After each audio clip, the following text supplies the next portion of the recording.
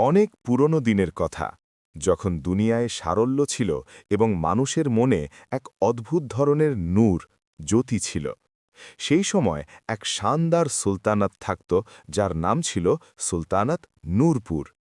সেই সুলতানাতের বাদশার নাম ছিল সুলতান মালিক ফরিদ, যিনি সারা জীবন নিজের প্রজাদের জন্যে বেঁচেছিলেন। তার দুই ছেলে ছিল। বড় ছেলের নাম ছিল শাহজাদা সুলেমান, যার চোখে এক গভীর দূরদর্শিতা ছিল, এবং ছোট ছেলের নাম ছিল শাহজাদা দাউদ, যার হাসিতে এক নির্মল সারল্য ছিল, যা কখনো মুছে যেত না। এই দুই ভাই একে অপরকে এতটাই ভালোবাসত যে প্রাসাদের বড়রা বলতো এই দুজনের আত্মা একই মাটি দিয়ে গড়া। এক রাতে সুলতান মালিক ফরিদ নিজের দুই ছেলেকে দিওয়ানি খাসে ডাকলেন। তিনি বললেন, ছেলেরা, আগামী সপ্তাহে তোমরা দুজনে রাজকীয় জঙ্গলে শিকার করতে যাবে, কিন্তু এই শিকার শুধু শিকার হবে না, এটা হবে একটা পরীক্ষা। কোনো ফৌজ যাবে না, কোনো চাকর যাবে না, শুধু তোমরা দুজন আর আল্লাহর ওপর ভরসা। যেই জঙ্গল থেকে ফিরে আসবে এবং সাথে এমন কিছু নিয়ে আসবে যা এই সুলতানাতের জন্যে নেয়ামত হবে, আমি বুঝব সেই এই সিংহাসনের যোগ্য। সুলতান সুলেমানের বুকে হাত রেখে বললেন, বাবা, এই দুনিয়ায় সবথেকে বড় শক্তি এখানে থাকে, তলোয়ারে নয়। শিকারের দিন এলো। দুই ভাই জঙ্গলের দিকে রওনা হল। জঙ্গল ছিল ঘন, পাতার খসখস শব্দ শোনা যাচ্ছিল, দূরে পানি বয়ে যাওয়ার আওয়াজ আসছিল। প্রায় 1 ঘন্টা হাঁটার পর যখন দুজনে একটি নদীর তীরে পৌঁছাল, তখন দাউদ হঠাৎ সুলেমানের হাত ধরল এবং নিচু স্বরে বলল, ভাইজান দেখুন। নদীর পাড়ে একটা হরিণ দাঁড়িয়েছিল, একদম সাদা, যেন দুধে স্নান করে এসছে। তার শিংগুলোতে সোনালি আভা ছিল। সে নদীর পানি দেখছিল, কিন্তু পান করছিল না, আর তার চোখে সেই নূর ছিল যা কোনো প্রাণীর চোখে থাকে না। দাউদ ধীরে ধীরে তীর তুলল এবং ধনুকের উপর রাখল। সে চোখ সরু করে নিশানা ঠিক করতে লাগল, কিন্তু তখনই সুলেমান তার হাত চেপে ধরল। দাউদ অবাক হয়ে ভাইয়ের দিকে তাকাল। সুলেমান আস্তে করে বলল, থামো। দাউদ বলল, কেন ভাইজান, এত শিকার, আর আমরা তো এখানে শিকার করতেই এসছি। সুলেমান বলল, হ্যাঁ, কিন্তু এখন নয়, আগে দেখি। দাউদ অবাক হয়ে বলল, কিসের জন্যে? সুলেমান বলল, কারণ এই হরিণটির মধ্যে এমন কিছু আছে যা আমাকে বাধা দিচ্ছে, এবং আমার আব্বাজান বলেছিলেন, আগে দেখো, তারপর পদক্ষেপ নাও। হরিণটি তখনও পানির দিকে তাকিয়েছিল। তারপর সে হঠাৎ মাথা তুলল এবং দুই ভাইয়ের দিকে তাকাল।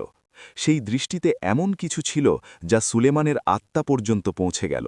সেই নজর কোনো সাধারণ বন্যপ্রাণীর ছিল না। সেই দৃষ্টিতে এক গভীরতা ছিল যা কোনো মানুষের চোখে থাকে। সেই দৃষ্টিতে কষ্ট ছিল, সেই দৃষ্টিতে এক অদ্ভুত ধরনের সাহায্য চাওয়ার আকুতি ছিল, যা মুখ ফুটে নয়, বরং চোখের ভাষায় প্রকাশ পাচ্ছিল। সুলেমানের পা আপনিই সামনের দিকে এগিয়ে গেল। সে তলোয়ার বের করল না, সে তীরও তুলল না।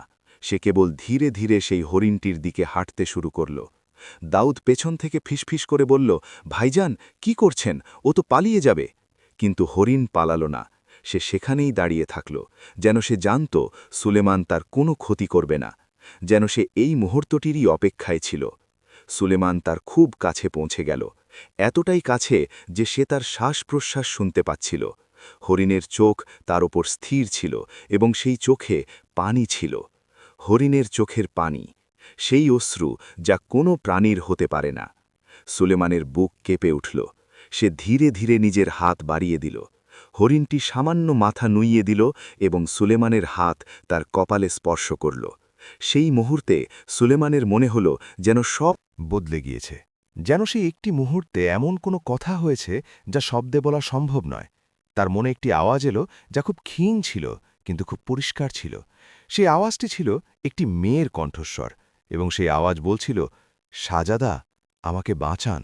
সুলেমান চমকে গিয়ে হাত ছড়িয়ে নিল। সে হরিণের দিকে তাকাল। হরিণের চোখে সেই একই গভীরতা ছিল, সেই একই ব্যথা, সেই একই অপেক্ষা। দাউদ পেছন থেকে এসে বলল, ভাইজান, কি হলো? আপনি ঠিক আছেন তো? সুলেমান ঘুরে তার ভাইয়ের দিকে তাকাল। তার মুখে এমন অভিব্যক্তি ছিল যা দাউদ আগে কখনো দেখেনি। বিস্ময়, ভয় এবং এক গভীর বিশ্বাস যে এখানে এমন কিছু ঘটছে যা সাধারণ বুদ্ধির বাইরে। সুলেমান বলল, দাউদ, আমরা একে সাথে নিয়ে যাব। দাউদ অবাক হয়ে বলল, কি? সুলেমান বলল, কোনো কিন্তু নয়। আমি জানি না কেন, কিন্তু আমার বিশ্বাস এটাই সেই জিনিস যা আব্বাজান বলেছিলেন, এটাই সেই নেয়ামত। দাউদ অনেকক্ষণ তার ভাইয়ের দিকে তাকিয়ে থাকল। তারপর সে হরিণের দিকে তাকালো এবং তার মুখে একটি হাসি ফুটে উঠল। সে বলল, ঠিক আছে ভাইজান, আপনি যখন বলছেন তখন এটাই সঠিক হবে। সেই দিন যখন সূর্য ডুবতে লাগল এবং জঙ্গলে লম্বা লম্বা ছায়া পড়তে শুরু করল, দুই ভাই সেই সাদা হরিণটিকে সাথে নিয়ে নূরপুরের দিকে রওনা হল। হরিণটি কোনো বাধা দিল না, সে চুপচাপ তাদের সাথে চলতে লাগল, যেন সে জানত এখন সে যেখানে যাচ্ছে সেখানে তার কোনো এক কাহিনী আছে, এমন এক কাহিনী যা মাত্র শুরু হতে চলেছে। সুলেমান হাঁটতে হাঁটতে ভাবতে লাগল, সেই আওয়াজ যা সে শুনেছিল তা কি ছিল? সেটা কি তার ভ্রম ছিল? ক্লান্তির কারণে কি সে এমন কিছু শুনেছিল যা বাস্তবে ছিল না? কিন্তু না, সে আওয়াজটি খুব পরিষ্কার ছিল, খুব জীবন্ত, আর সেই আওয়াজে যে কষ্ট ছিল তা কোনো ভ্রম হতে পারে না। রাতে যখন তারা নূরপুরে পৌঁছল, প্রাসাদে হইচই পড়ে গেল। যখন খবর ছড়াল যে শাহজাদারা একটি সাদা হরিণ নিয়ে এসেছে, তখন প্রাসাদের মানুষটা দেখার জন্য ছুটে এলো। সুলতান মালিক ফরিদও দরজায় এলেন। যখন তিনি সেই হরিণটিকে দেখলেন, তার চোখ বিস্ময়ে বড় হয়ে গেল। তিনি বললেন, ইয়া আল্লাহ, এটা কি? আমি তো শুনেছিলাম সাদা হরিণ হয়, কিন্তু আজ প্রথমবার দেখছি। সুলেমান তার বাবার সামনে মাথা নত করে বলল, আব্বাজান, একে প্রাসাদে রাখার অনুমতি দিন। সুলতান জিজ্ঞেস করলেন, কেন বাবা? সুলেমান বলল, কারণ আমার মনে হয় এর এখানে থাকার প্রয়োজন আছে। সুলতান অনেকক্ষণ সেই হরিণের চোখের দিকে তাকিয়ে থাকলেন এবং তারপর তিনি বললেন, ঠিক আছে। সেই রাতে হরিণটিকে প্রাসাদের বাগানে রাখা হল। সুলেমান অনেকক্ষণ তার পাশে বসে থাকল। চাঁদের আলোয় সেই সাদা হরিণের গায়ের রং আরও উজ্জ্বল হয়ে উঠেছিল। সুলেমান হরিণের চোখের দিকে তাকিয়ে খুব ধীরে ধীরে বলল, আমি জানি না তুমি কে, কিন্তু আমার বিশ্বাস তুমি বিশেষ কিছু, আর যাই হও আমি তোমাকে কষ্ট দেব না, এটা আমার ওয়াদা। হরিণটি তার দিকে তাকালো এবং সেই চোখে প্রথমবারের মতো অশ্রুর জায়গায় একটি হালকা চমক এলো, যেন সে স্বস্তির নিঃশ্বাস ফেলল। সুলেমান উঠে প্রাসাদের ভেতরে যেতে লাগল, কিন্তু যেমনই সে ঘুরল তার মনে হলো যেন তার পেছনে কেউ দাঁড়িয়ে আছে। সে ঘুরে দেখল হরিণটি সেখানেই আছে, কিন্তু তার চারদিকে চাঁদের আলোয় এক অদ্ভুত ছটা ছিল, যেন কোনো ছায়া, এক মানবীর ছায়া। সুলেমান চোখ রোগড়ে আবার দেখল, শুধু হরিণটিই ছিল, কিন্তু তার মন বলছিল সে যা দেখেছিল তা নিছক কল্পনা ছিল না। সেই রাতে সুলেমান ঘুমায়নি। সুলেমান জানালার ধারে দাঁড়িয়ে বাগানের দিকে তাকিয়েছিল। রাতের শেষ প্রহর ছিল, সেই সময় যখন রাত সবথেকে ক্লান্ত থাকে এবং সকালে আকাশে তারা তখনও ছিল, কিন্তু তাদের উজ্জ্বলতা কিছুটা ম্লান হয়ে আসছিল। বাগানে সেই সাদা হরিণ তখনও সেখানেই ছিল, যেখানে তাকে ছেড়ে আসা হয়েছিল। সে বসেছিল এবং তার মাথা নিচু হয়েছিল, যেন কোনো ক্লান্ত মুসাফির দীর্ঘ সফরের পর প্রথমবারের মতো কোনো ছায়াই বসেছে। সুলেমান তাকে দেখতে থাকল। তার বুক খুব ভারী হয়ে আসছিল। সেই রাতে সে যা দেখেছিল তা তার মাথা থেকে বের হচ্ছিল না। সেই ছায়া যা এক মুহূর্তের জন্য দেখা দিয়ে উধাও হয়ে গিয়েছিল, সেই মানবাকৃতি যা চাঁদের আলোয় এক মুহূর্তের জন্য নজরে এসেছিল। সুলেমান এক সাহসী মানুষ ছিল। সে ছোটবেলা থেকে তলোয়ার চালানো শিখেছিল।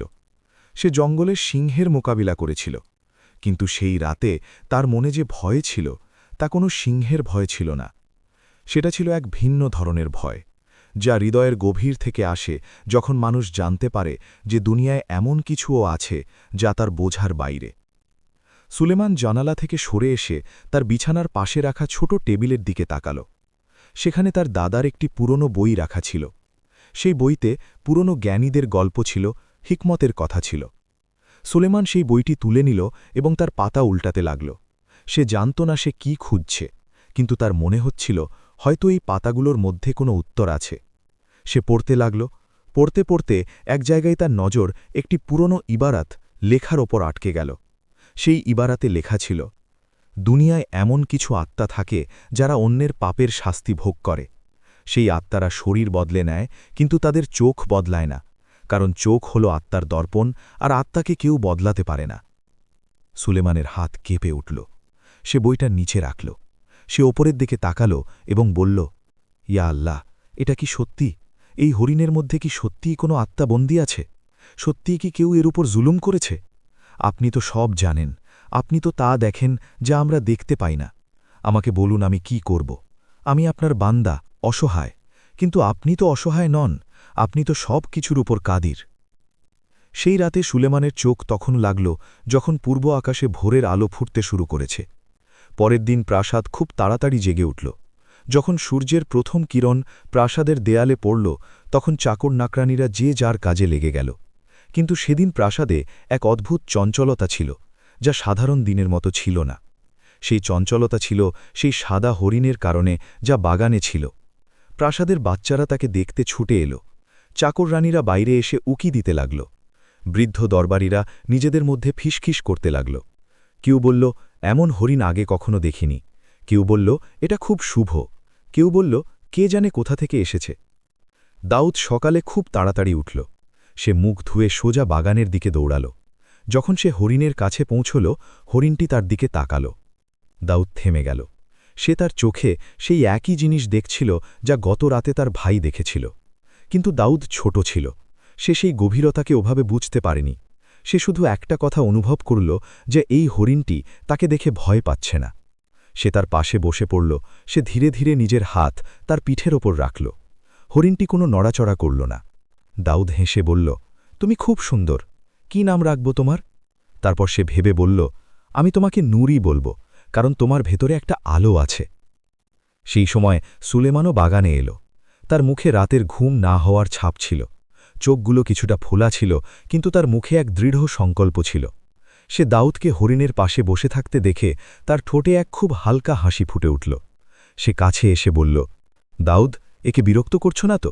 দাউদ ওপরের দিকে তাকিয়ে বলল, ভাইজান, আমি এর নাম রেখেছি নুরি। সুলেমান হরিণের দিকে তাকাল। হরিণটি তার দিকে তাকাল। তাদের দুজনের মধ্যে এক মুহূর্তের জন্য এমন কিছু ঘটে গেল যা দাউদ দেখতে পেল না। সুলেমান বলল, নুরি, ঠিক আছে, এই নামই থাকবে। সেদিন সকালের দরবারে সুলতান মালিক ফরিদ তার দুই ছেলেকে ডাকলেন। দরবারে কিছু বিশেষ দরবারি ছিলেন। বৃদ্ধ উজির রহিম খাঁও ছিলেন, যার সাদা দাড়ি তার বুক পর্যন্ত নামা ছিল এবং যার চোখে দশকের অভিজ্ঞতা ছিল। সুলতান সুলেমানকে জিজ্ঞেস করলেন, বাবা, রাত কেমন কাটল? সুলেমান মাথা নত করে বলল, আব্বাজান, ঠিকই ছিল। সুলতান গভীর দৃষ্টিতে ছেলের চোখের দিকে তাকালেন এবং বললেন, মিথ্যে বলো না, চোখ বলছে তুমি ঘুমাওনি। সুলেমান চুপ থাকল। সুলতান বললেন, কি হয়েছে? বাবার কাছে কিছু লুকিও না। সুলেমান এক দীর্ঘশ্বাস নিল এবং তারপর সে সব কথা জানাল যা গত রাতে ঘটেছিল। সেই আওয়াজ যা সে শুনেছিল, সেই ছায়া যা সে দেখেছিল এবং সেই লেখা যা সে পুরনো বইতে পড়েছিল। দরবারে এক মুহূর্তের জন্য গভীর নীরবতা ছেয়ে গেল। বৃদ্ধ উজির রহিম খাঁ তার চোখ সরু করলেন। তিনি ধীরে ধীরে বললেন, শাহজাদা, আপনি যা শুনেছেন এবং দেখেছেন তা হতে পারে আপনার ক্লান্তির ফল, কিন্তু এটাও হতে পারে যে আল্লাহ আপনাকে এমন কিছু দেখিয়েছেন যা অন্যরা দেখতে পায় না। সুলতান উজিরের দিকে তাকালেন এবং বললেন, রহিম খাঁ, তোমার মতামত কি? রহিম খাঁ বললেন, জাহাপনা, আমার বাপদাদার কাছে একটা কথা শুনেছিলাম যে এই জঙ্গলে অনেক পুরনো আমলে এক বড় জাদুকর থাকত। তার নাম ছিল জাফর নামি। সে খুব শক্তিশালী ছিল, কিন্তু সে তার শক্তির ভুল ব্যবহার করত। সে অনেক নিরপরাধ মানুষের ওপর জুলম করেছিল। বলা হয় যে সে তার এক শত্রুর মেয়েকে পশু বানিয়ে জঙ্গলে ছেড়ে দিয়েছিল। দরবারে আবার নীরবতা ছেয়ে গেল। এবার এই নীরবতা আরও ভারী ছিল। সুলেমান উজিরের দিকে তাকালো এবং জিজ্ঞেস করল, সেই মেয়েটি কে ছিল? রহিম খাঁ বললেন, শাহজাদা, এটা অনেক পুরনো কথা, আমি বিস্তারিত জানি না। শুধু শুনেছিলাম সে কোনো এক বড় খানদানের মেয়ে ছিল এবং জাফর নামি তার থেকে প্রতিশোধ নেয়ার জন্য তাকে একটি সাদা হরিণ বানিয়ে জঙ্গলে ছেড়ে দিয়েছিল, আর বলেছিল যে যতক্ষণ পর্যন্ত কোনো সত্য হৃদয়ের মানুষ তাকে চিনতে পারবে না, ততক্ষণ সে হরিণই থাকবে। সুলেমানের বুক এক মুহূর্তের জন্য থমকে গেল। সে অনুভব করল তার শ্বাস দ্রুত হয়ে গিয়েছে। সে সুলতানের দিকে তাকাল। সুলতানের চোখে এক গভীর প্রশ্ন ছিল। সুলেমান বলল, আব্বাজান, আমরা কি সেই হরিণটিকে সাহায্য করতে পারি? সুলতান উত্তর দেয়ার আগে অনেকক্ষণ ভাবলেন। তারপর তিনি বললেন, বাবা, এটা আল্লাহর কাজ, আমরা শুধু তার বান্দা। যা তিনি চাইবেন তাই হবে। কিন্তু যদি তোমার মনে কোনো নিরপরাধের সাহায্য করার নিয়ত থাকে, তবে সেই নিয়ত রাখো। কখনো কখনো আল্লাহ কোনো নিরপরাধের সাহায্যের জন্য এমন মানুষকে বেছে নেন যে নিজেও জানে না তাকে বেছে নেওয়া হয়েছে। সেই দিনের পর থেকে সুলেমান হরিণ নুরির দেখাশোনার দায়িত্ব নিজের হাতে নিয়ে নিল। সে প্রতিদিন সকালে বাগানে আসত। সে তার জন্য খাবার নিয়ে আসত, তাজা ঘাস, কখনো কখনো মিষ্টি ফল। সে তার পাশে বসে ধীরে ধীরে কথা বলত, কোনো উত্তরের আশা ছাড়াই। শুধু এভাবেই, যেমন কেউ নিজের কোনো প্রিয়জনের পাশে বসে কথা বলে। একদিনের কথা, দুপুরের সময় ছিল এবং রোদ খুব কড়া ছিল। প্রাসাদের বাগানে বড় বড় গাছ ছিল, যার ছায়ায় শীতলতা ছিল। সুলেমান সেদিন গাছের নিচে বসেছিল এবং হরিণ নুরি তার পাশে শুয়েছিল। সুলেমান কিছুই বলছিল না, সে শুধু ওপরের দিকে গাছের পাতাগুলো দেখছিল, যা বাতাসে দুলছিল। তখনই সে অনুভব করল হরিণের চোখ তার ওপর স্থির। সে নিচে তাকাল। হরিণের চোখ সত্যিই তার ওপর ছিল, এবং সেই চোখে আজ অন্য কিছু ছিল, এক অস্থিরতা, এক এমন কষ্ট যা ভাষায় প্রকাশ করা যায় না। সুলেমান ধীরে ধীরে বলল, নুরি, তুমি কি আমাকে শুনতে পাচ্ছ? হরিণটি চোখের পলক ফেলল। সুলেমান বলল, যদি শুনতে পাও তবে শুধু এইটুকু জেনে রাখো যে আমি তোমার শত্রু নই। তোমার সাথে যাই ঘটে থাকুক আমি তা জানি না, কিন্তু যতক্ষণ তুমি এখানে আছো আমি তোমাকে কোনো কষ্টে দেখতে পারি না। এটা আমার ওয়াদা, আর ওয়াদা রক্ষা করা আমাকে আমার আব্বাজান শিখিয়েছেন। হরিণটি মাথা তুলল। তার চোখে সেই জল এলো যা সুলেমান প্রথম রাতে দেখেছিল, এবং তারপর এমন কিছু হল যা সুলেমান আশা করেনি। হরিণটি খুব ধীরে ধীরে নিজের মাথা সুলেমানের হাঁটুর ওপর রাখল এবং সেখানেই চুপচাপ পড়ে থাকল। সুলেমানের চোখ ভিজে এলো। সে ওপরের দিকে তাকালো এবং মনে মনে বলল, ইয়া আল্লাহ, এটা কি? এই হরিণের মধ্যে কি লুকিয়ে আছে? আমাকে পথ দেখান। সেই দিন থেকে কিছু একটা বদলে গেল। প্রতিদিন সুলেমান আর হরিণ নুরির মধ্যে এমন এক সম্পর্ক তৈরি হতে থাকল যা ছিল শব্দহীন। হরিণ সুলেমানের কাছে আসত, তার হাত থেকে খাবার খেত। যখন সুলেমান বিষণ্ণ থাকত সে তার পাশে এসে বসে থাকত। যখন সুলেমান হাসত হরিণের কান খাড়া হয়ে যেত, যেন সে তার হাসি শুনতে চাইছে। 1 সপ্তাহ কাটল, 2 সপ্তাহ কাটল। প্রাসাদের সবাই হরিণের অভ্যস্ত হয়ে গেল। চাকররা তাকে খাবার দিতে লাগল, বাচ্চারা তার পাশে খেলতে লাগল। কিন্তু হরিণ নুরি শুধু সুলেমানের কাছেই পুরোপুরি শান্ত থাকত। বাকি সবার সাথে সে ঠিক থাকলেও সুলেমানের সাথে সে আলাদা ছিল। যেন ঘর থেকে হারিয়ে যাওয়া কোনো মানুষ যখন ঘরে ফেরে তখন সে যে শান্তি পায়, তেমনই শান্তি সেই হরিণটি সুলেমানের আছে পেত। এক রাতের কথা, পুরো প্রাসাদে নিস্তব্ধতা ছিল। চাকররা ঘুমিয়ে পড়েছিল, দরবারীরা যে যার ঘরে ছিল, সুলতানও তার কামরায় ছিলেন। দাউদও ঘুমিয়ে পড়েছিল, শুধু সুলেমান জেগেছিল। সে সেই রাতেও বাগানের দিকে গেল। চাঁদ আজ খুব বড় ছিল, তার আলো বাগানে এমনভাবে পড়ছিল যেন কেউ রূপোর চাদর বিছিয়ে দিয়েছে। হরিণ নুরি বাগানের মাঝখানে দাঁড়িয়েছিল। সে চাঁদের দিকে তাকিয়েছিল। সুলেমান তাকে দেখল। সে তার দিকে এগোতে লাগল, কিন্তু যেমনই সে কাছে পৌঁছাল তার পা থেমে গেল। সে সেই রাতে যা দেখল তা তার শ্বাস থামিয়ে দেওয়ার জন্য যথেষ্ট ছিল। হরিণের চারদিকে চাঁদের আলোয় এক হালকা কুয়াশা তৈরি হচ্ছিল, এবং সেই কুয়াশার মধ্যে একটি অবয়ব ছিল, একটি মানবী অবয়ব, একটি মেয়ের অবয়ব। সেই অবয়বটি ঘোলাটে ছিল, কিন্তু তা বিদ্যমান ছিল। তার চুল লম্বা ছিল, তার হাতগুলো ওপরের দিকে তোলা ছিল, যেন সে আসমানের কাছে কিছু প্রার্থনা করছে। আর তার মুখে সেই কষ্ট ছিল যা সুলেমান হরিণের চোখে দেখেছিল। সুলেমানের বুক এক মুহূর্তের জন্য থমকে গেল, তারপর দ্রুত চলতে লাগল। সে শ্বাস বন্ধ করে তাকিয়ে থাকল। সেই অবয়বটি সেখানে ছিল। 1 মুহূর্ত, 2 মুহূর্ত, 3 মুহূর্ত।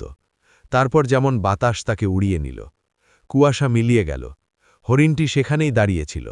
সে পেছনে ঘুরে সুলেমানের দিকে তাকাল।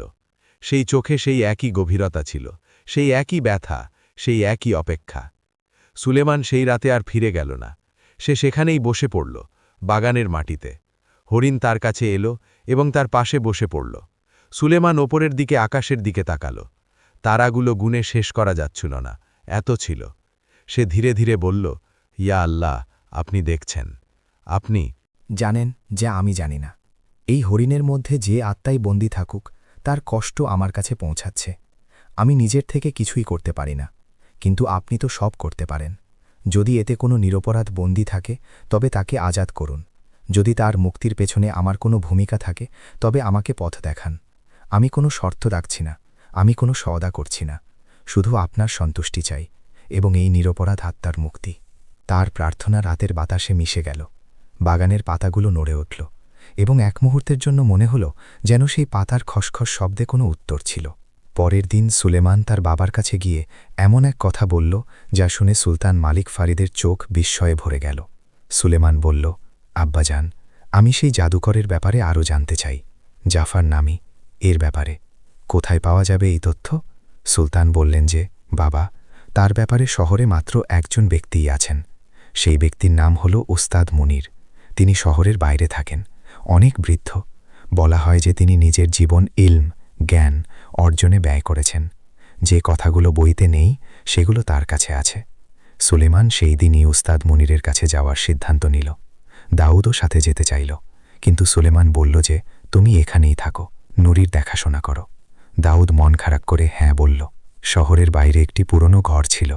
তার দেয়ালগুলো মাটির ছিল, ছাদে পুরনো কাঠ ছিল। দরজার বাইরে একটি বৃদ্ধ আম গাছ ছিল, যার ডালগুলো এতটাই ঝুঁকেছিল যেন সেগুলো মাটিকে সালাম করছে। সুলেমান সেই ঘরের দরজায় পৌঁছাল। সে কড়া নাড়ল। অনেকক্ষণ কেউ এলো না। তারপর দরজা খুলল। একজন খুব বৃদ্ধ লোক সামনে এলেন। তার বয়স আন্দাজ করা কঠিন ছিল। চুল একদম সাদা, দাড়ি একদম সাদা, কিন্তু চোখগুলো খুব তীক্ষ্ণ। সেই চোখে এমন এক চমক ছিল যা জোয়ান মানুষের মধ্যেও থাকে না। বৃদ্ধ সুলেমানকে ওপর থেকে নিচ পর্যন্ত দেখলেন। তারপর তিনি বললেন যে, তুমি শাহজাদা সুলেমান। সুলেমান অবাক হয়ে বলল যে, আপনি কিভাবে জানলেন? বৃদ্ধ বললেন যে, আমি তোমাকে আগে দেখিনি, কিন্তু তোমার চোখে সেই প্রশ্ন আছে যা শুধু সেই মানুষের চোখে থাকে যে এমন কিছু দেখেছে যা সাধারণ নয়। ভেতরে এসো। উস্তাদ মুনিরের ঘর বাইরে থেকে যতটা ছোট দেখাত, ভেতরে ততটাই বড় ছিল। চারদিকে বই ছিল, কাঠির পুরনো র্যাকে, মাটিতে কোণে। কিছু বই এতটাই পুরনো ছিল যে সেগুলোর কাগজ হলুদ হয়ে গিয়েছিল। চারদিকে এক পুরনো সুবাস ছিল যা বই আর সময়ের মিলনে তৈরি হয়। সুলেমান বসে সব কিছু বলল। হরিণ পাওয়া থেকে শুরু করে সেই ছায়া পর্যন্ত, সেই আওয়াজ পর্যন্ত, সেই লেখা পর্যন্ত। ওস্তাদ মুনির চুপচাপ শুনতে থাকলেন। তার মুখে কোনো বিস্ময় এলো না, যেন তিনি আগে থেকেই সব জানতেন। যখন সুলেমান চুপ হল, তখন উস্তাদ মুনির এক দীর্ঘশ্বাস নিলেন। তিনি উঠে একটি পুরনো আলমারি খুললেন এবং সেখান থেকে একটি খুব পুরনো বই বের করলেন। তার কাগজগুলো উঠে যাচ্ছিল। উস্তাদ খুব সাবধানে সেটির পাতা উল্টালেন। তারপর এক জায়গায় থামলেন। তিনি বললেন যে, শাহজাদা, জাফর নামী এক অনেক পুরনো কাহিনী। সে নিজের জীবনে অনেক জুলুম করেছে, কিন্তু তার সবথেকে বড় ভুল ছিল এই যে সে এক বাদশার মেয়ের উপর হাত তুলেছিল। সুলেমান চমকে গিয়ে বলল, এক বাদশার মেয়ে? ওস্তাদ বললেন যে হ্যাঁ, সেই বাদশার নাম ছিল সুলতান মুরাদ। তার একটি মেয়ে ছিল, তার নাম ছিল রাজকুমারী নূর। নূর মানে আলো। তার নামই ছিল তার পরিচয়। সে খুব নেক মেয়ে ছিল, খুব দয়ালু। কিন্তু জাফর নামই তার বাবার শত্রু ছিল। সে প্রতিশোধ নেওয়ার জন্য সেই মেয়েটিকে হরিণ বানিয়ে জঙ্গলে ছেড়ে দিয়েছিল, এবং সে এক জাদু করেছিল যে যতক্ষণ পর্যন্ত কেউ তাকে সত্য মন থেকে চিনতে পারবে না, তার কষ্টকে নিজের কষ্ট মনে করবে না, তার জন্য আল্লাহর কাছে দোয়া চাইবে না, ততক্ষণ সে হরিণই থাকবে। সুলেমানের মনে এক তোলপাড় শুরু হল। সে বলল যে, আর সেই বাদশাহ সুলতান মুরাদ কোথায়? এবার ওস্তাদ মুনির বললেন যে, তিনি অনেক আগে ইন্তেকাল করেছেন, নিজের মেয়ের স্মৃতিতে। এই মেয়েটিই তার একমাত্র সন্তান ছিল। যখন সে হারিয়ে গেল, তখন তিনি পুরো দুনিয়া খুঁজলেন, কিন্তু পাননি। আর একদিন তিনিও এই দুনিয়া ছেড়ে চলে গেলেন। সুলেমানের চোখ ভিজে এলো। সে ভাবল যে সেই মেয়েটি যে বছরের পর বছর এক হরিণের বেশে জঙ্গলে ঘুরে বেড়াচ্ছে, যার বাবা তাকে খুঁজতে খুঁজতে প্রাণ দিলেন, সে আজ প্রাসাদের বাগানে আছে, আর সে জানেও না তার বাবার কি হয়েছে। সে জানে না তার জীবন কত বড় কষ্টের মধ্যে দিয়ে গিয়েছে। সুলেমান নিজের গলা পরিষ্কার করে বলল যে, উস্তাদ, এই জাদু কিভাবে কাটবে? উস্তাদ অনেকক্ষণ চুপ থাকলেন। তারপর তিনি বললেন যে, শাহজাদা, জাফর নামী যে জাদু করেছিল তা অনেক পুরনো। সেটি ভাঙার একটিই উপায় আছে। যে মানুষ তাকে চিনতে পারবে, তাকে তার আসল রূপে আনতে হবে। তার নাম ধরে 3 বার ডাকতে হবে, তার আসল পরিচয় প্রকাশ করতে হবে। কিন্তু এই কাজ একা হবে না। এর জন্য এমন এক জায়গার প্রয়োজন যেখানে চাঁদের আলো সরাসরি পড়ে, এমন পানি যা কখনো থামে না, অর্থাৎ প্রবাহমান পানি, এবং 2 হৃদয়ের দোয়া যা একসাথে হবে। সুলেমান উস্তাদকে ধন্যবাদ জানাল এবং ফিরে চলল। রাস্তায় সে অনেক কিছু ভাবছিল। তার মনে এমন এক কথা ছিল যা সে নিজের কাছ থেকে লুকাতে পারছিল না। সেই মেয়েটি যে হরিণ হয়ে গিয়েছিল তার নাম নূর ছিল, আর দাউদ সেই হরিণের নাম রেখেছিল নুরি। এটা কি নেহাতি কাকতালীয় ছিল, নাকি আল্লাহর কোনো ইশারা ছিল? যখন সুলেমান প্রাসাদে পৌঁছল, তখন সন্ধ্যা হয়ে গিয়েছিল। সূর্য ডুবছিল এবং আকাশে লাল আর কমলা রঙের এক সুন্দর চাদর বিছানো ছিল। সুলেমান সরাসরি বাগানে গেল। দাউদ সেখানে বসেছিল এবং হরিণটি তার পাশে ছিল। দাউদ ওপরের দিকে তাকালো এবং বলল যে, ভাইজান, কি জানতে পারলেন? সুলেমান পাশে বসে সব বলল। দাউদ শুনতে থাকল। তার মুখ ধীরে ধীরে গম্ভীর হতে লাগল। যখন সুলেমান চুপ হল তখন দাউদ হরিণের দিকে তাকালো। তার চোখে পানি চলে এলো। সে ধীরে ধীরে বলল যে, নূরি, তুমি কি নূর? তুমি কি সেই যে এত বছর ধরে বন্দী আছো? হরিণের চোখ এক মুহূর্তের জন্য চমকে উঠল এবং সেই চোখে এমন কিছু ছিল যা দাউদের জন্য কোনো উত্তরের অপেক্ষা রাখল না। দাউদ সুলেমানের দিকে তাকালো এবং বলল যে, ভাইজান, আমরা কি করব? সুলেমান বলল যে, উস্তাদ যা বলেছেন তাই করব, চাঁদের আলোয়, প্রবাহমান পানির পাশে এবং দুজনের দোয়ার সাথে। দাউদ বলল যে, কবে? সুলেমান বলল যে, কাল রাতে যখন পূর্ণিমা হবে। সেই রাতে দুই ভাই নিজ নিজ ঘরে গেল, কিন্তু ঘুম কারও এলো না। দাউদ নিজের বিছানায় শুয়ে ছাদের দিকে তাকিয়েছিল। তার মনে এক শিশুর মতো নির্মল কষ্ট ছিল। সে ভাবল যে সেই মেয়েটি কত সাহসী হবে, যে এত বছর ধরে একা এই কষ্ট সয়ে যাচ্ছে। কত ব্যথা হবে তার, কেউ জানে না, কেউ চেনে না, শুধু জঙ্গলে ঘুরে বেরিয়েছে, আর তার বাবা তাকে খুঁজতে খুঁজতে প্রাণ দিলেন। দাউদের চোখ দিয়ে পানি বেরিয়ে এলো। সে বালিশে মুখ লুকিয়ে ধীরে ধীরে কাঁদতে লাগল। সে বাচ্চা ছিল, আর বাচ্চাদের মন খুব নরম হয়। অন্যদিকে সুলেমান নিজের ঘরে ছিল না, সে বাগানে চলে এসেছিল। সেই রাতে চাঁদ পুরো ছিল না, এক রাত পর পুরো হওয়ার কথা ছিল, কিন্তু যে আলো ছিল তাও যথেষ্ট ছিল। হরিণ নূরি সেখানে ছিল। সুলেমান তার পাশে বসে পড়ল। সে বলল যে, নূর, যদি তুমি শুনতে পাও, যদি তুমি বুঝতে পারো, তবে জেনে রেখো যে কাল রাতে আল্লাহ চাইলে তুমি আজাদ হবে। আমি ওয়াদা করছি না, কারণ ওয়াদা তো শুধু আল্লাহ করতে পারেন, কিন্তু আমি চেষ্টা করব আমার পুরো জান দিয়ে। হরিণটি নিজের চোখ বন্ধ করল এবং এক মুহূর্তের জন্য সে একদম শান্ত হয়ে গেল, যেন কেউ তাকে ভরসা দিয়েছে। সুলেমান ওপরে তাকালো, আকাশে তারা ছিল।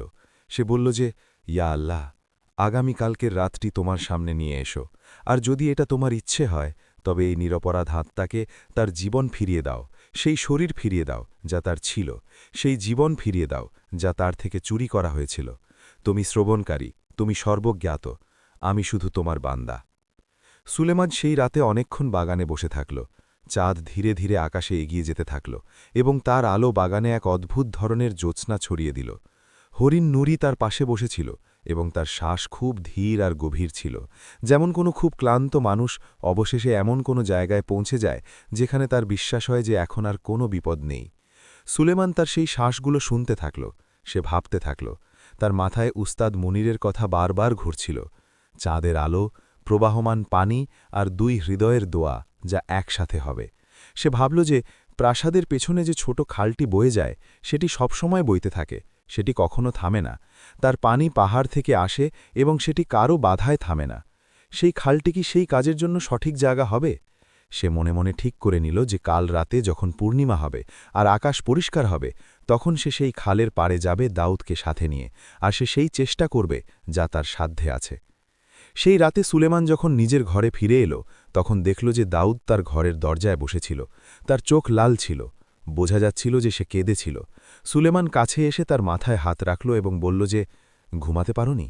দাউদ মাথা নাড়াল এবং বলল যে, ভাইজান, আমার খুব খারাপ লাগছে।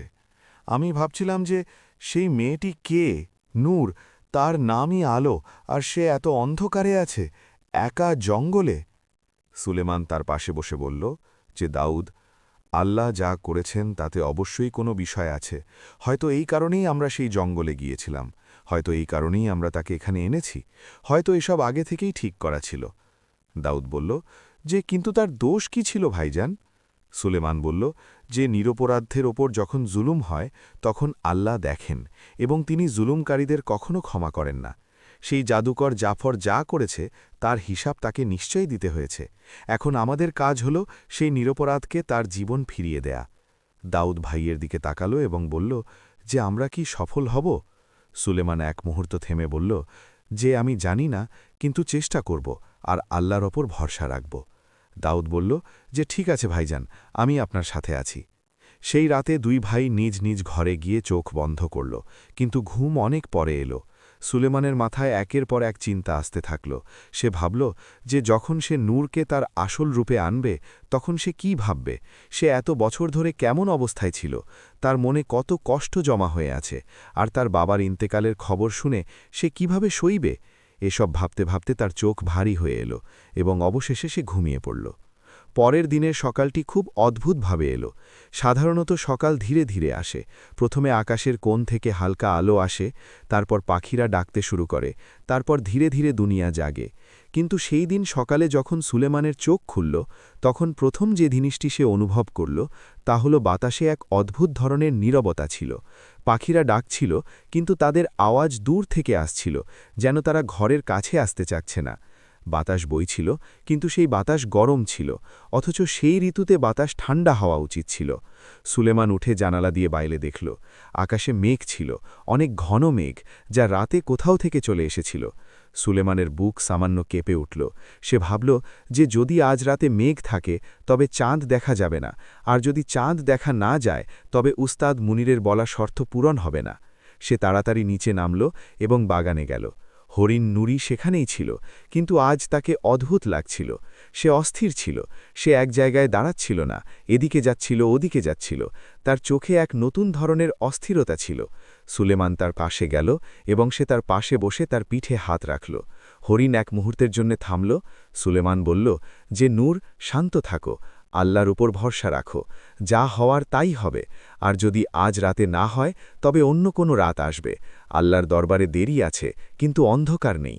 হরিণটি তার দিকে তাকাল, তারপর ধীরে ধীরে শান্ত হয়ে গেল এবং তার পাশে বসে পড়ল। সেই দিন সুলেমান এক কাজ করল যা সে আগে কখনো করেনি। সে উস্তাদ মুনিরের ঘরে আবার গেল। এবার সে তাকে জিজ্ঞেস করল যে উস্তাদ, যদি রাতে মেঘ থাকে আর চাঁদ দেখা না যায় তবে কি হবে? উস্তাদ মুনির কিছুক্ষণ ভাবলেন এবং তারপর বললেন যে শাহজাদা, চাঁদ মানে শুধু সেই গোলকটি নয় যা আকাশে চমকায়। চাঁদ মানে হলো আলো, আর আলো শুধু আকাশ থেকে আসে না, আলো হৃদয় থেকেও আসে।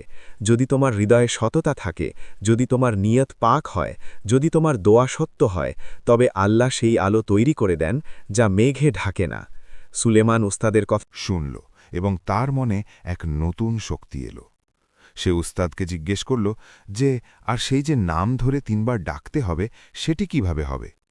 উস্তাদ বললেন যে শাহজাদা, যখন তুমি সেই হরিণের সামনে থাকবে এবং প্রবাহমান পানির পাড়ে থাকবে, তখন তোমাকে তার আসল নাম নিয়ে বলতে হবে যে আমি তোমাকে চিনি, আমি জানি তুমি কে, এবং আমি তোমাকে আজাদ করার জন্য এখানে এসেছি। এই 3টি কথা 3 বার বলতে হবে, কিন্তু মনে রেখো এই কথাগুলো মুখ থেকে নয়, হৃদয় থেকে বেরোতে হবে। যদি মুখ বলে আর মন অন্য কিছু ভাবে তবে কিছুই হবে না। সুলেমান ফিরে এলো।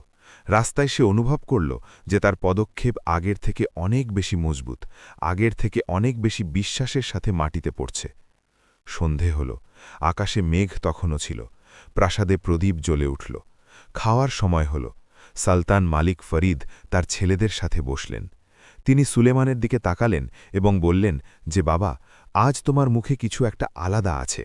সুলেমান বলল যে আব্বাজান, আজ রাতে একটি কাজ করার ইচ্ছে আছে। সুলতান বললেন যে কোন কাজ?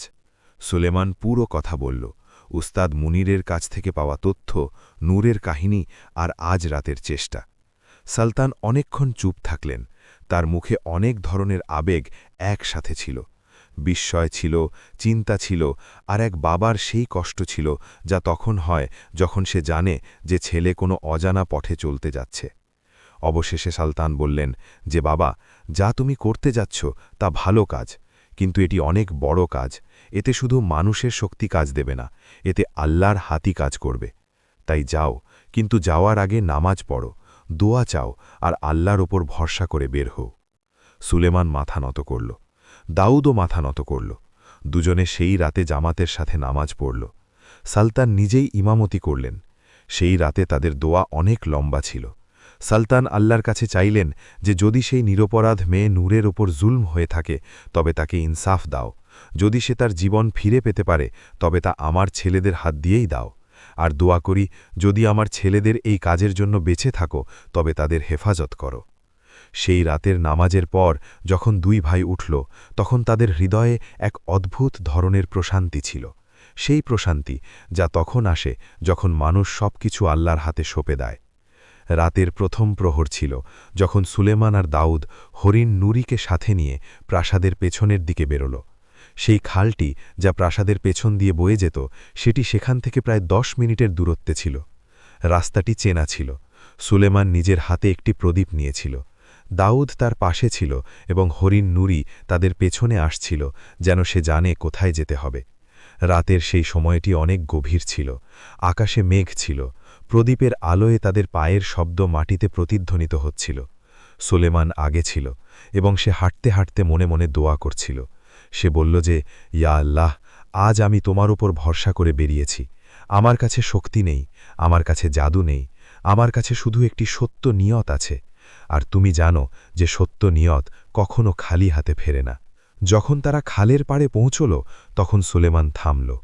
রাতের অন্ধকারে খালের পানি বয়ে যাচ্ছিল এবং তার শব্দ খুব পরিষ্কার ছিল। সেই শব্দ যা শুধু প্রবাহমান পানির হয়, এক অবিরাম শব্দ যা কখনো থামে না। সুলেমান ওপরে আকাশের দিকে তাকাল। মেঘ ছিল, ঘন মেঘ, চাঁদ দেখা যাচ্ছিল না। দাউদ ধীরে ধীরে বলল যে, ভাইজান, চাঁদ নেই। সুলেমান কোনো উত্তর দিল না। সে শুধু দাঁড়িয়ে থাকল। তার হৃদয়ে উস্তাদ মুনিরের কথা প্রতিধ্বনিত হচ্ছিল যে আলো শুধু আকাশ থেকে আসে না, আলো হৃদয় থেকেও আসে। সুলেমান চোখ বন্ধ করল। সে লম্বা শ্বাস নিল এবং হৃদয়ের গভীর থেকে বলল যে, ইয়া আল্লাহ, তুমি দেখছ মেঘ আছে, কিন্তু তোমার কাছে মেঘও কোনো পর্দা নয়। তুমি তো সেই যে চাঁদ বানিয়েছ, তুমি তো সেই যে সূর্য বানিয়েছ, তুমি তো সেই যে আলো বানিয়েছ। আমার আজ সেই আলোর প্রয়োজন যা তুমি দাও, সেই আলো যা মেঘে ঢাকে না, সেই আলো যা হৃদয়ে জ্বলে। সুলেমান চোখ খুলল। আকাশে মেঘ তখনও ছিল, কিন্তু অন্য কিছু হল। খালের পানির উপরিভাগে এক হালকা চমক চলে এলো, যেন পানির ভেতর থেকে আলো আসছে। সেই আলো যা কোনো প্রদীপ থেকে আসে না, সেই আলো যা কোনো যুক্তি দিয়ে বোঝানো যায় না। দাউদ সেটি দেখল এবং তার চোখ বড় হয়ে গেল। সে ধীরে ধীরে বলল যে, ভাইজান, এটা কি?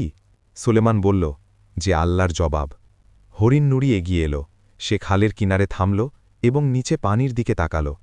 তার চোখে সেই আর্দ্রতা চলে এলো যা সুলেমান তার চোখে প্রথম দিন দেখেছিল।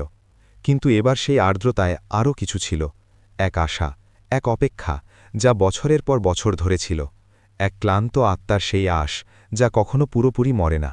সুলেমান খালের পাড়ে হাঁটু গেড়ে বসল। সে নিজের প্রদীপ মাটিতে রাখল।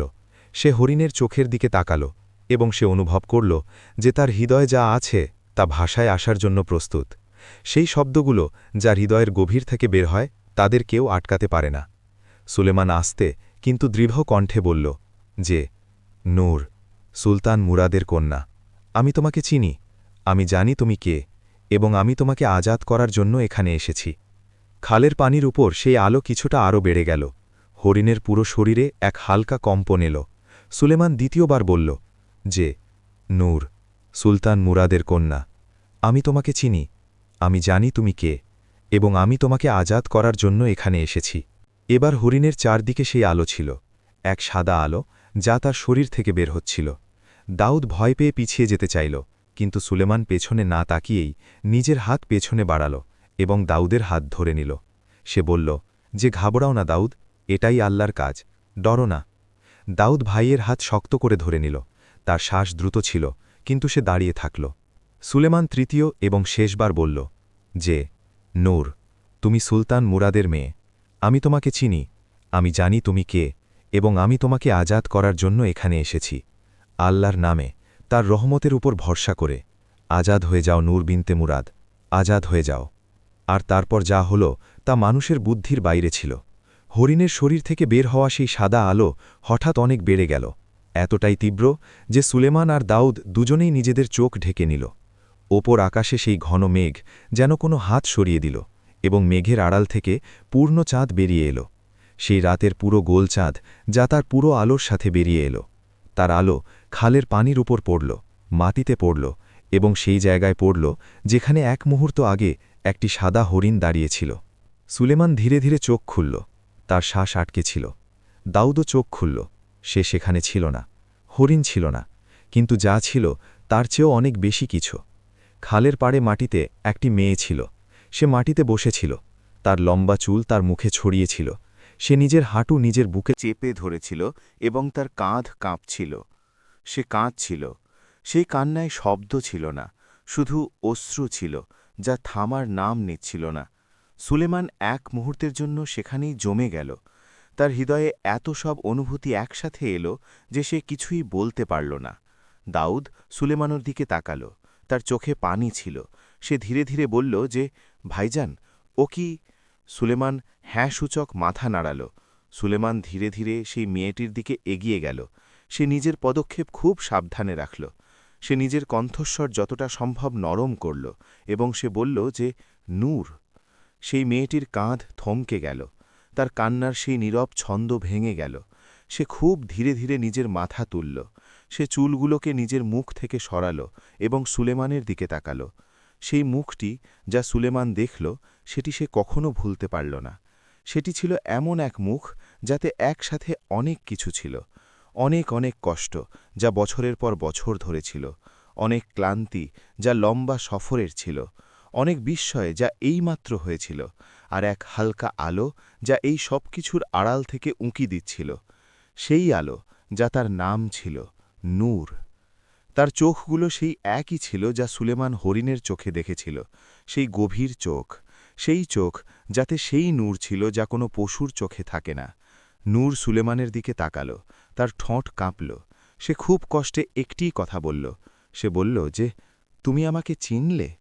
সেই দুটি শব্দের কথায় এত কষ্ট ছিল, এত বছরের যন্ত্রণা ছিল, এত একাকিত্ব ছিল, এত অপেক্ষা ছিল যে সুলেমানের গলা ধরে এলো। সে বলল যে, হ্যাঁ, আমরা তোমাকে চিনেছি। নূর আবার কাঁদতে শুরু করল, কিন্তু এবার তার কান্নায় অন্য কিছু ছিল। এবার সেই কান্না যা তখন আসে যখন অনেক লম্বা কষ্টের বোঝা নেমে যায়। সেই কান্না যা স্বস্তির হয়। সেই কান্না যা তখন হয় যখন মানুষের বিশ্বাস হয় যে এখন সে আর একা নয়। দাউদ সামনে এগিয়ে এলো। সে নিজের চাদর খুলল এবং সেটি নূরের কাঁধে রেখে দিল। তার চোখও ভিজে ছিল। সে বলল যে, আমরা তোমাকে কষ্ট দেব না, ওয়াদা রইল। নূর দাউদের দিকে তাকানো। সে সেই ছোট শিশুটিকে দেখল যার চোখে এত সত্যতা ছিল। সে ধীরে ধীরে দাউদের হাত ধরে নিল এবং সেই হাতের উষ্ণতা থেকে নূর প্রথমবারের মতো এত বছর পর এই উপলব্ধি করল যে সে মানুষের মাঝে আছে, যে সে একা নয়। সেই রাতে তারা তিনজন অনেকক্ষণ খালের পাড়ে বসে থাকল। নূরের জ্ঞান ফিরতে সময় লাগল। তার শরীর দুর্বল ছিল। তার পা এখনও ঠিকমতো হাঁটতে গিয়ে টল ছিল। সুলেমান বলল যে, আমরা রাতেই প্রাসাদে ফিরে চলি, নূরের বিশ্রামের প্রয়োজন। কিন্তু নূর বলল যে, এক মুহূর্ত থামো, আমাকে কিছু জিজ্ঞেস করতে হবে। সুলেমান বলল যে, জিজ্ঞেস করো। নূর এক মুহূর্ত থেমে বলল যে, আমার আব্বাজান সুলতান মুরাদ, তিনি কোথায়? তিনি কি ঠিক আছেন? সেই মুহূর্তটি খুব ভারী ছিল। সুলেমান আর দাউদ একে অপরের দিকে তাকাল। দাউদের চোখ আবার ভিজে এল। সুলেমান এক দীর্ঘ শ্বাস নিল।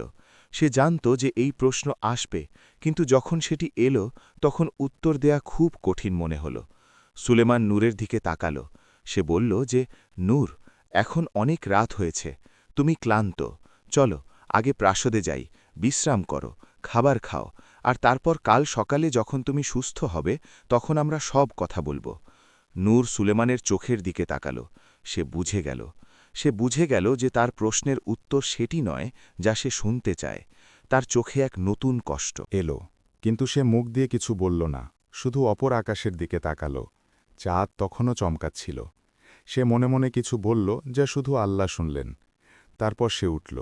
তার পা কাঁপছিল। সুলেমান এগিয়ে গিয়ে নিজের হাত বাড়াল। নূর এক মুহূর্ত ইতস্তত করল। তারপর সে সেই হাত ধরে নিল এবং সেই হাতের সাহায্য নিয়ে সে দাঁড়িয়ে গেল। তারা তিনজন প্রাসাদের দিকে রওনা হল। রাতের সেই সময়টি খুব শান্ত ছিল। খালের পানি পেছন থেকে বয়ে যাচ্ছিল। চাঁদ ওপরে চমকাচ্ছিল। আর সেই রাতে যা ঘটেছিল তা তাদের তিনজনের হৃদয়ে সবসময়কার জন্য খোদাই হয়ে গিয়েছিল। এমন এক রাত যা তারা কখনো ভুলতে পারবে না।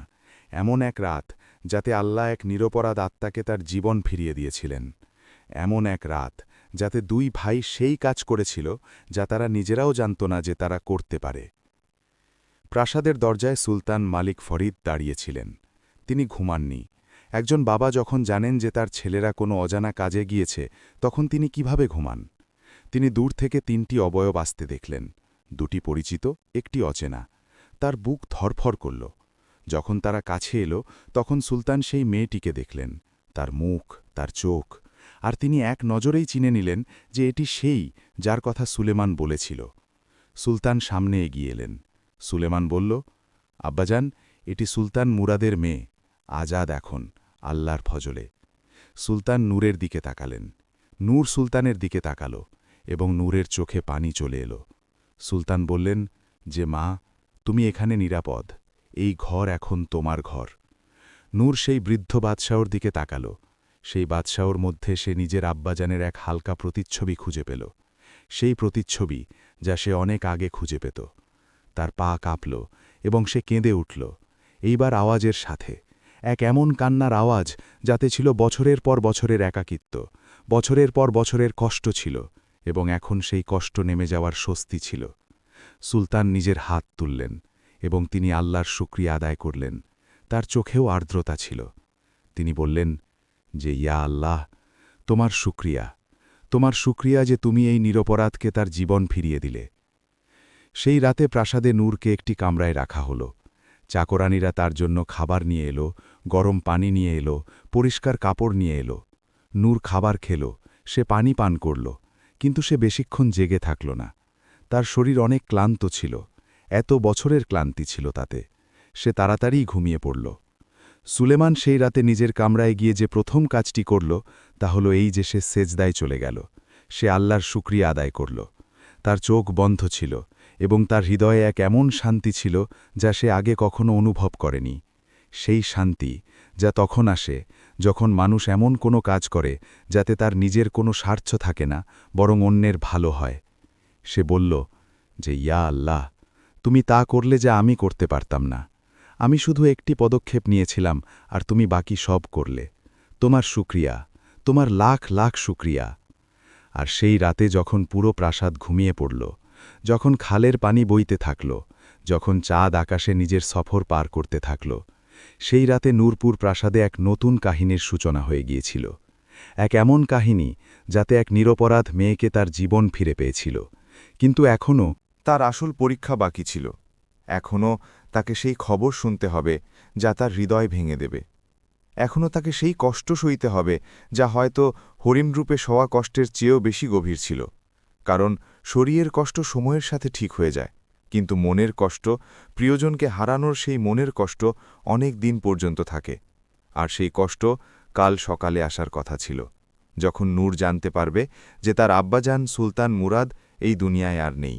যখন সে জানতে পারবে যে তার অপেক্ষায় তার বাবা এই দুনিয়া থেকে বিদায় নিয়েছেন, তখন যা হবে তা এই কাহিনীর সবথেকে ভারী মুহূর্ত হবে। আর সেই মুহূর্ত আসতে চলেছিল। সকালের প্রথম আলো যখন প্রাসাদের দেওয়ালে পড়ল, তখন পুরো প্রাসাদে এক অদ্ভুত ধরনের নীরবতা ছিল। সেই নীরবতা যা কোনো বড় ঝড়ের আগে থাকে। চাকরানীরা ধীর পায়ে হাঁটছিল, দরবারীরা নিজেদের মধ্যে ফিসফিস করছিল। সুলতান মালিক ফরিদ সকাল থেকেই নিজের দিওয়ানে বসেছিলেন এবং তার মুখে এক এমন বিষণ্ণতা ছিল যা রাতভর ভাবলে আসে। দাউদ সকালে উঠল এবং সরাসরি সুলেমানের কামরায় গেল। সুলেমান আগেই জেগেছিল। সে জানালার পাশে বসেছিল এবং বাইরে দেখছিল। দাউদ ভেতরে এসে বলল যে, ভাইজান, আজ নূরকে বলতে হবে। সুলেমান কোনো উত্তর দিল না। সে শুধু জানালার বাইরে তাকিয়ে থাকল। দাউদ কাছে এসে বলল যে, ভাইজান, আমি রাতভর ভেবেছি। আমি জানি না তাকে কিভাবে বলবো। সুলেমান এক গভীর শ্বাস নিল এবং বলল যে, দাউদ, কিছু কথা বলার কোনো সহজ উপায় থাকে না। কিছু কষ্ট এমন হয় যার কোনো প্রস্তুতি থাকে না। সেগুলো শুধু আসে আর সইতে হয়। আমরা শুধু এইটুকু পড়তে পারি যে যখন সেই কষ্ট আসবে তখন আমরা যেন তার পাশে থাকি, যাতে সে একা না হয়। দাউদ বলল যে, ঠিক আছে ভাইজান।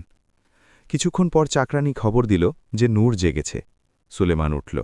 সে নিজের পোশাক ঠিক করল। দাউদও উঠল।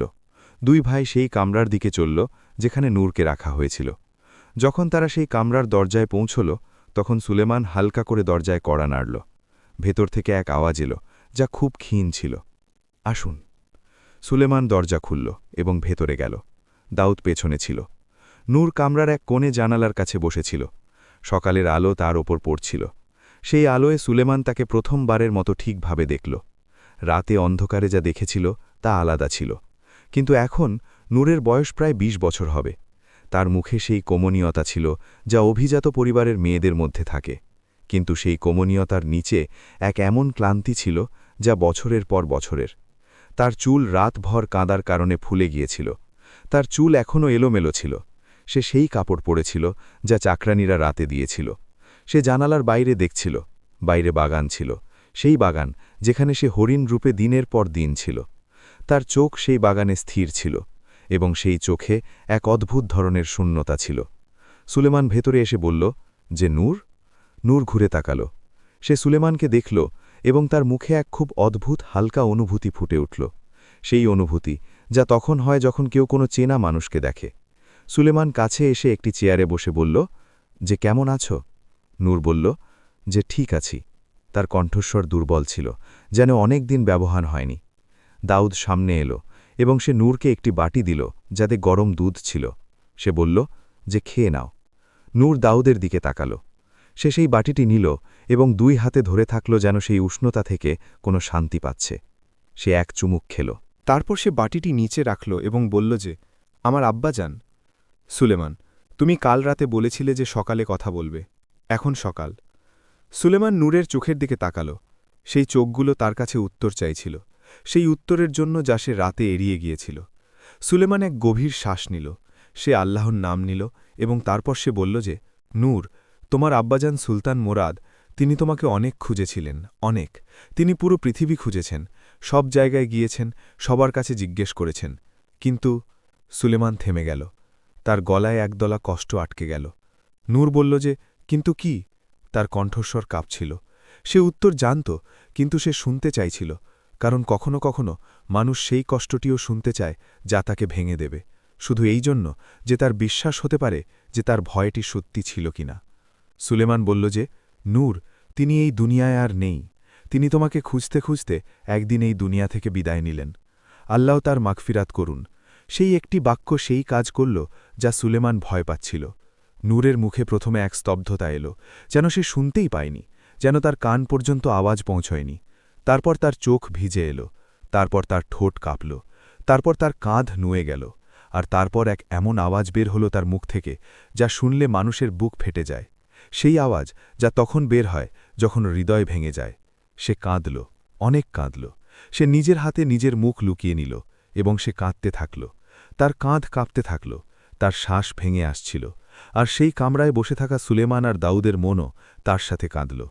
দাউদ আর থাকতে পারল না। সে বাচ্চা ছিল, আর তার মন অনেক নরম ছিল।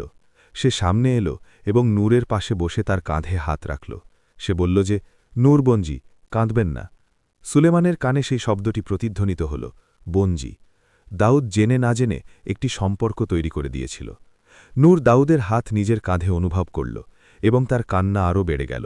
সে বলল যে তিনি আমার অপেক্ষা করতে থাকলেন, আমার আব্বাজান আমার অপেক্ষা করতে থাকলেন, আর আমি সেখানে ছিলাম, এত কাছে ছিলাম, এবং তাদের কাছে পৌঁছতে পারলাম না, তাদের সাথে দেখা করতে পারলাম না, তাদের কণ্ঠস্বর শুনতে পারলাম না, তাদের মুখ দেখতে পারলাম না। তার সেই কথাগুলোতে যে কষ্ট ছিল তা যে কারো জন্য নির্মম ছিল। সেই কষ্ট যা এক মেয়ের তখন হয় যখন সে জানতে পারে যে তার বাবা তাকে খুঁজতে খুঁজতে প্রাণ দিলেন, এবং সে সেখানে ছিল এক হরিণের বেশে, এত অসহায়, এত বাধ্য। সুলেমান নিজেও উঠল এবং সে অনেক নরমভাবে বলল যে নূর, তোমার আব্বাজান জানতেন যে তুমি নেক, তুমি নিরপরাধ।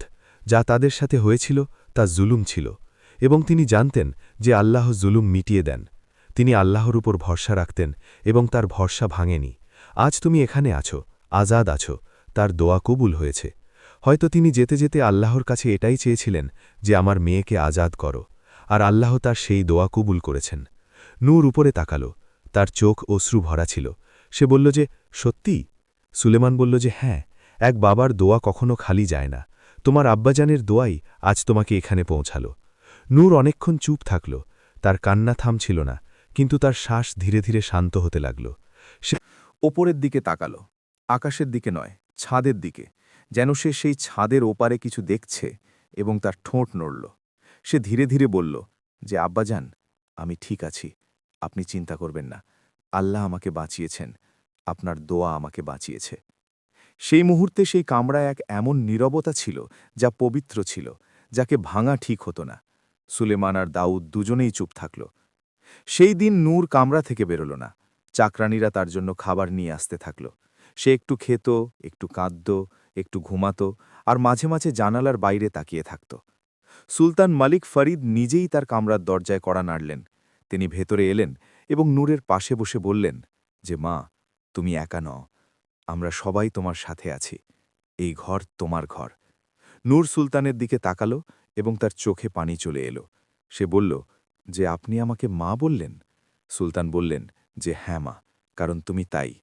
তোমার আব্বাজান মুরাদ আমার পুরনো বন্ধু ছিলেন। আমরা ছোটবেলায় একসাথে খেলতাম। তিনি যেতে যেতে আমাকে খুঁজলে আমি তাকে সাহায্য করতাম, কিন্তু সেই খবর আমার কাছে পৌঁছয়নি। আজ আল্লাহ সেই কাজ করেছেন যা আমি করতে পারিনি, কিন্তু এখন যা হবে তা আমার দায়িত্ব। তুমি আমার মেয়ে, এই ঘরের মেয়ে।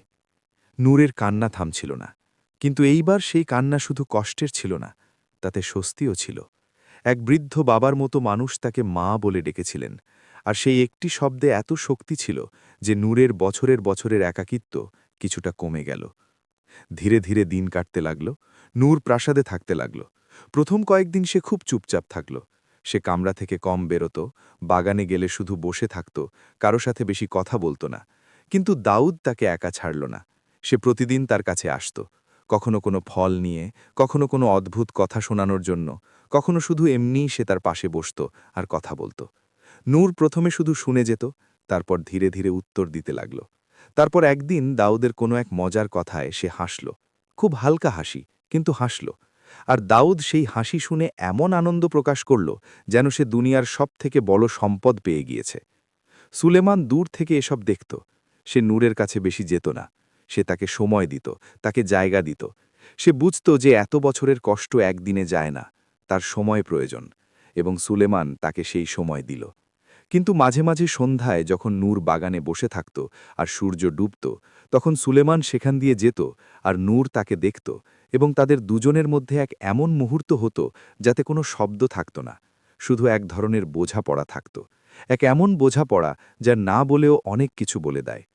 এক বিকেলের কথা, বাগানে তারা দুজন একা ছিল। দাউদ কোনো কাজে ভেতরে গিয়েছিল। সুলেমান বাগানে এলো, তখন নূর সেখানে বসেছিল।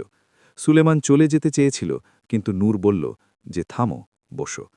সুলেমান থেমে গেল। সে কাছে এসে বসে পড়ল। কিছুক্ষণ দুজনেই চুপ থাকল। তারপর নূর বলল যে, সুলেমান, আমি তোমাকে একটি কথা জিজ্ঞেস করতে চাই। সুলেমান বলল যে, জিজ্ঞেস করো।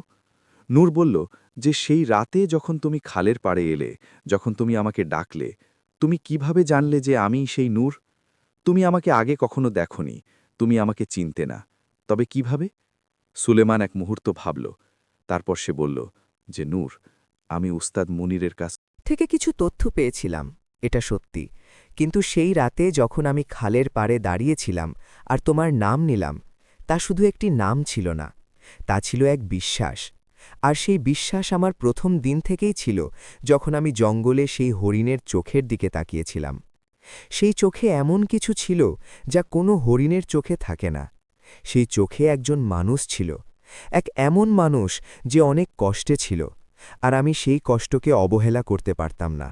নূর তার কথা শুনল, তার চোখ ভিজে এলো। সে বলল যে, তুমি আমার জন্য যা করলে তা আমি কখনো ভুলতে পারব না। সুলেমান বলল যে, আমি কিছুই করিনি, আল্লাহ করেছেন, আমি তো শুধু এক মাধ্যম ছিলাম। নূর বলল যে, না, তুমি শুধু মাধ্যম ছিলে না, তুমি সেই মানুষ ছিলে যে সেই সময় এক অচেনা হরিণের জন্য দাঁড়ানো বেছে নিয়েছিলে, যখন অন্যের জন্য এগিয়ে যাওয়ার সুযোগ ছিল। তুমি তোমার তীর চালাওনি, তুমি আমার চোখের দিকে তাকালে এবং থেমে গেলে। এটা সবাই করে না সুলেমান। সুলেমানের হৃদয়ে সেই সময় যা হলো তা সে প্রকাশ করতে পারল না। সে শুধু এইটুকু বলল যে, আল্লাহ তোমার হেফাজত করুন নূর। আর সেই সন্ধ্যায় বাগানে এক সম্পর্কের ভিত্তি স্থাপিত হল, যা শব্দ দিয়ে তৈরি হয়নি, যা তৈরি হয়েছিল সময় দিয়ে, কষ্ট দিয়ে এবং সত্য দিয়ে। মাস কেটে গেল। নূর ধীরে ধীরে বদলাল। তার একাকিত্ব কমল, তার হাসি ফিরে এলো। সে বাগানে সময় কাটাত, সে চাকরানীদের সাথে কথা বলত, সে সুলতান মালিক ফরিদের পাশে বসে পুরনো কথা শুনত, আর মাঝে মাঝে সে নিজের আব্বাজানের ব্যাপারে জিজ্ঞেস করত। সুলতান বলতেন যে সুলতান মুরাদ কেমন ছিলেন, কেমন হাসতেন, কেমন ইনসাফ করতেন, আর নূর শুনতে থাকত। চোখ ভিজে আসত, কিন্তু মুখে এক শান্তি থাকত, সেই শান্তি যা তখন আসে যখন কেউ আমাদের প্রিয়জনদের ভালো কথা বলে। সেই দিনগুলোতে দাউদ আর নূরের মধ্যে এমন এক সম্পর্ক তৈরি হয়ে গিয়েছিল যা ভাই বোনের ছিল। দাউদ তাকে বঞ্জি বলত, আর নূর তাকে দাউদ ভাই। তারা দুজনে বাগানে বসে কথা বলত। দাউদ তার শিশুসুলভ কথা শোনাত, আর নূর হাসত, আর সেই হাসিতে এক জীবন ফিরে আসছিল যা অনেক দিন ধরে হারিয়ে গিয়েছিল। একদিন সুলতান মালিক ফরিদ তার 2 ছেলেকে ডাকলেন। তিনি বললেন যে, ছেলেরা, একটি কথা বলতে হবে। দুজনেই বসল। সুলতান বললেন যে, নূর এখন এই ঘরের অংশ, সে আমার মেয়ে, কিন্তু আমাদের একটি কথা ভাবতে হবে। সে একটি মেয়ে, তার কোনো ঘর নেই, তার কোনো বংশ নেই, তার আব্বাজান নেই। তার এক এমন সম্পর্কের প্রয়োজন যা তাকে সব সময়কার জন্য এই ঘরের সাথে যুক্ত করে দেবে, এক এমন সম্পর্ক যা তাকে শক্তি দেবে, সাহারা দেবে। সুলেমান তার বাবার কথা শুনল। তার বুক ধরফর করতে লাগল। সে বলল যে, আব্বাজান, আপনি কি বলতে চান? সুলতান সুলেমানের চোখের দিকে তাকালেন এবং বললেন যে, বাবা, তুমি জানো আমি কি বলতে চাই। সুলেমান চুপ থাকল। সুলতান বললেন যে, আমি নূরকে দেখেছি, তার হৃদয়ে ভালো গুণ আছে, তার চোখে সত্য আছে, আর সব কিছুর ওপরে সে এমন এক মেয়ে যে কষ্ট সইতে শিখেছে। যে কষ্ট সইতে জানে, সে অন্যের কষ্টকেও বোঝে। এক বাদশাহের এমন জীবনসঙ্গিনীর প্রয়োজন।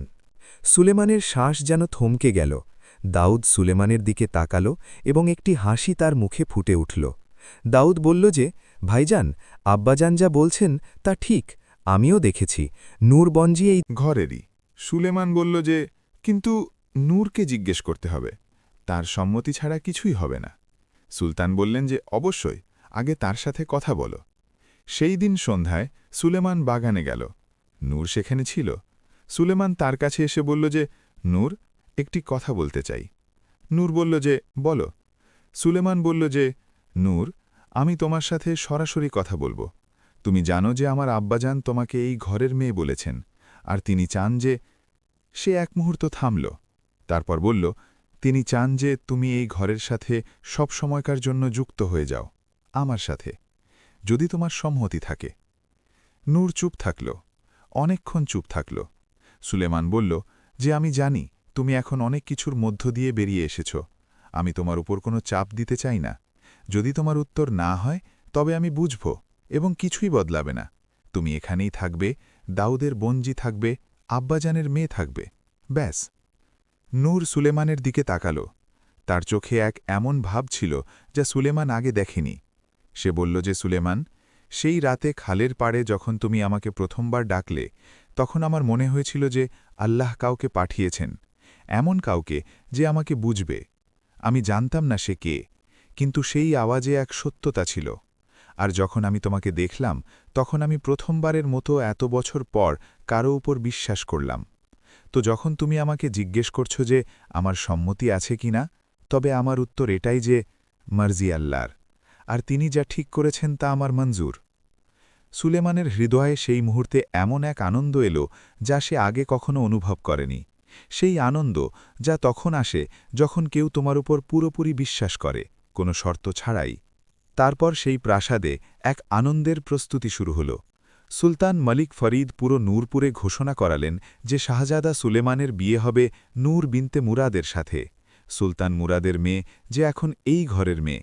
আর দাউদকে ঘোষণা করা হল যে সে নূরের ভাই, রক্তের ভাই নয়, কিন্তু হৃদয়ের ভাই। আর হৃদয়ের সম্পর্কই সবথেকে সত্য সম্পর্ক হয়। দাউদ যখন এটি শুনল, তখন সে এত খুশি হল যে সে নাচতে লাগল। প্রাসাদে প্রথমবারের মতো সেই দিন এত হাসি ছিল, এত খুশি ছিল। চাকরানীরা হাসছিল, দরবারীরা একে অপরকে মুবারকবাদ দিচ্ছিল। আর সুলতান মালিক ফরিদ নিজের কুর্সিতে বসেছিলেন এবং তার চোখে পানি ছিল, কিন্তু সেগুলো ছিল আনন্দের অশ্রু। নিকাহের দিন এলো, পুরো প্রাসাদ সাজানো হল। বাগানে ফুলের সুবাস ছিল, প্রদীপের আলো ছিল। নূর সেই দিন অনেক সুন্দর ছিল। সে সাদা আর সোনালি পোশাক পরেছিল। তার মুখে সেই চমক ছিল যা তার নামের মধ্যে ছিল, নূর, অর্থাৎ আলো। সেই দিন তাকে সত্যি এক আলো মনে হচ্ছিল। নিকাহ পড়ানো হল। কাজী সাহেব ৩ বার নূরকে জিজ্ঞেস করলেন এবং ৩ বারই নূরের উত্তর খুব পরিষ্কার ছিল হ্যাঁ। এক এমন হ্যাঁ যা ভয় থেকে ছিল না, বাধ্য হয়েছিল না, হৃদয়ের গভীর থেকে ছিল। যখন নিকাহ পড়ানো হল তখন দাউদ প্রথম যে কাজটি করল তা হল সে নূরের কাছে গেল এবং তার মাথায় হাত রেখে বলল যে, বোনজি, আজ তুমি সত্যিই আমাদের হলে। নূরের চোখ ভিজে এলো, সে দাউদকে জড়িয়ে ধরল এবং সেই মুহূর্তে দুটি সম্পর্ক একসাথে মজবুত হল, একটি ভাই বোনের আর একটি স্বামী স্ত্রীর। সুলতান মালিক ফরিদ সেই রাতে সেজদায় মাথা রাখলেন এবং তিনি আল্লাহর শুকরিয়া আদায় করলেন। তিনি বললেন যে, ইয়া আল্লাহ, তুমি আমার ছেলেদের সেই হৃদয় দিলে যা দুর্বলদের আওয়াজ শোনে। তুমি এক নিরপরাধকে তার জীবন ফিরিয়ে দিলে। তুমি আমার ঘরে এমন এক মেয়েকে পাঠালে যে হলো আলো। তোমার শুকরিয়া, তোমার লাখ লাখ শুকরিয়া। আর সেই রাতে নূরপুর প্রাসাদে যে আলো ছিল তা শুধু প্রদীপের ছিল না, তা ছিল সেই হৃদয়ের আলো যা একে অপরের জন্য জ্বলেছিল। সেই রাতে জঙ্গলে ঘুরে বেড়ানো সেই মেয়েটি যে বছরের পর বছর নিরপরাধ হয়ে কষ্ট পাচ্ছিল, আজ সে সেই প্রাসাদের মালিকিন ছিল। সেই প্রাসাদ যেখানে সে নিজের ঘর পেল, নিজের বাবা পেল, নিজের ভাই পেল, আর এক এমন মানুষ পেল যে তাকে চিনেছিল তখন যখন সে নিজের চেহারায় ছিল না। এই ছিল সুলেমান, দাউদ আর নূরের কাহিনী। এক এমন কাহিনী যা বলে যে আল্লাহর নজরে কোনো নিরপরাধ সবসময় কষ্টে থাকে না।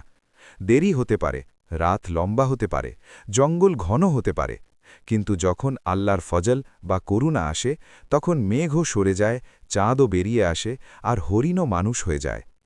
বন্ধুরা, যদি এই কাহিনী তোমাদের হৃদয় স্পর্শ করে থাকে, যদি এই কাহিনীতে কোথাও তোমরা তোমাদের কষ্টের ছাপ খুঁজে পাও, যদি এই চরিত্রগুলোতে তোমরা তোমাদের আপন কাউকে দেখে থাকো, তবে আমাদের চ্যানেলকে লাইক করো এবং সাবস্ক্রাইব করতে ভুলো না।